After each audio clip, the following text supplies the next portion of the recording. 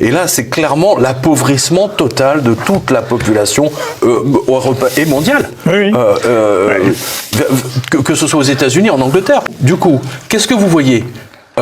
Et la presse anglaise a constaté qu'il y a de plus en plus de gens qui dorment dans la rue, dans les métros à Londres. Oui. C'est-à-dire qu'il y a de plus en plus de gens qui perdent.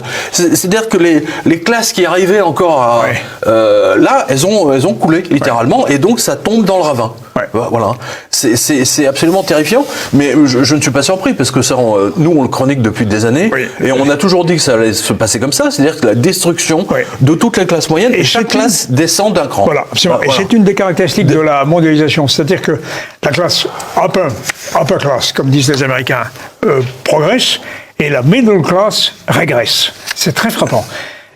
Dans les pays occidentaux, c'est très frappant, et en France aussi.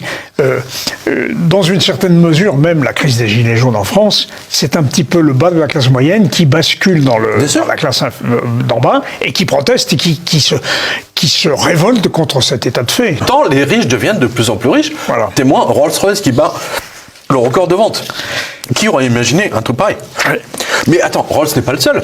On avait donné nos Jaguar, avait donné Bentley, Lamborghini. Enfin bon, bref, toutes les marques un peu exotiques, quoi. Ouais.